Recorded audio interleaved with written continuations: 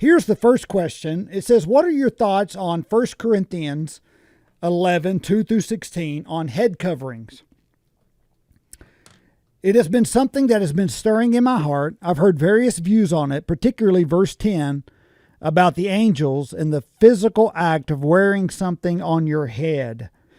Okay, well, there is much debate about this. Some church traditions believe that a woman in church ought to have her head covered and a man ought to have his head uncovered. Let me read the passage just for a moment. 1 Corinthians chapter 11, and this is what it says.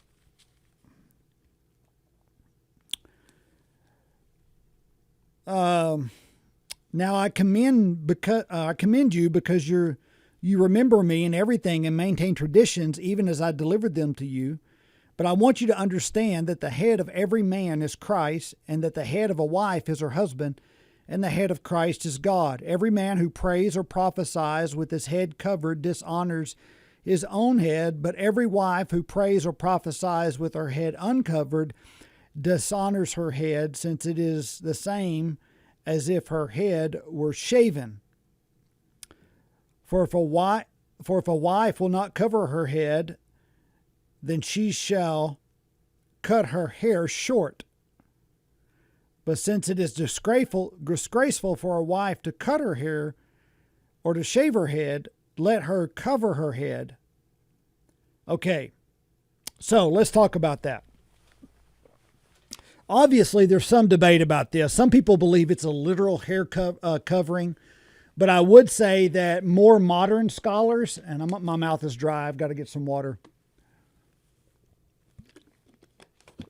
Most modern, well, not say most, but there's a move towards modern scholarship that says, well, this isn't talking about like a veil or a head covering literally. It's talking about a hairdo or a hairstyle. Because he goes on to talk about if you're not going to cover your head, then shave your head.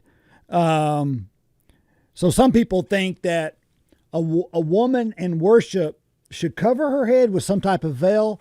Other people believe that a woman should have her hair up in a bun, that this is talking about the fact that her hair shouldn't be long, but it should be up in a bun. Okay.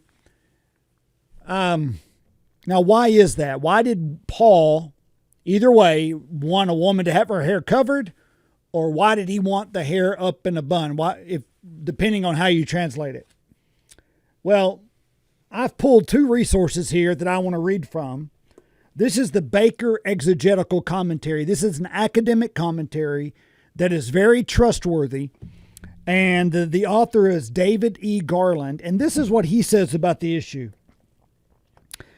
He goes, again, Murphy O'Connor, again, represents an increasing number of scholars who think that the problem revolves around hairdos. He argues that an uncovered head is equivalent to disheveled hair. So a woman's not to come to church with disheveled hair, he says. I personally think the issue is much deeper than that, so let me go on and read. He says, while a covered head is a carefully tended to female hairdo, to have the hair tied up on top of the head rather than hanging loose. Then he goes on to say this, the assumption is that it is shameful for a woman to unbind their hair in public. Why? Because in the Roman culture, in order to let your hair down, that was associated with prostitution or to be a loose woman. So in the culture of this day, paganism said if a woman wore her hair loose, it was a sign of prostitution. So when a Christian woman came into church or when she was in public, she was to have her hair covered or up, or her hairdo was to be short. That was the culture of that day. A Christian woman was not to look like a prostitute by having her hair long. Now, there's argument today of, well, that was a cultural context. You have to interpret that in light of the cultural context. Paul Paul says in this passage also that men were not to have long hair. I think the point that Paul's getting at is there ought to be a clear distinction between a man and a woman. Okay? So I think there's an argument for that. A woman ought to look like a woman and a man ought to look like a man. I believe that's the point that Paul is saying. Men are not to look like women, and women are not to look like men, and women are not to look like pagan prostitutes. Again, we understand the cultural context of that today.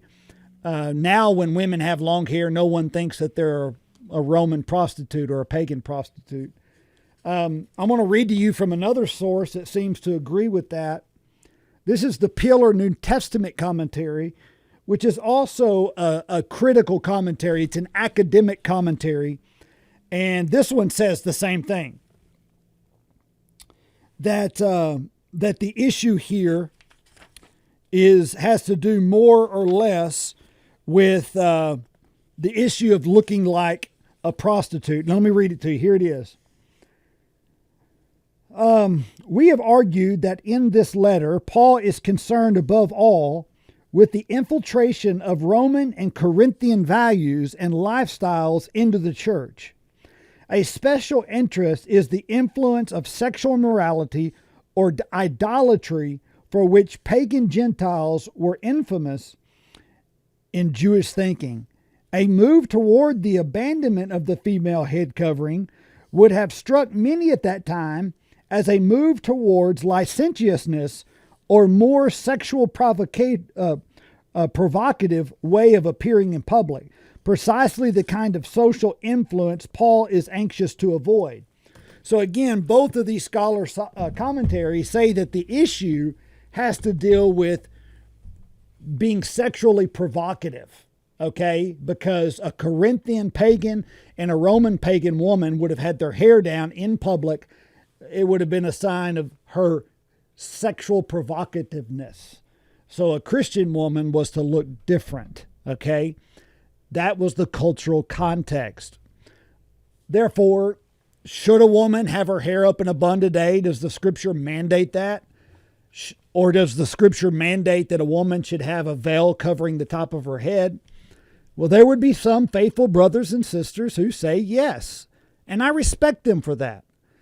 But I personally don't believe that understanding context mandates that should be done today. Why? Because our cultural context.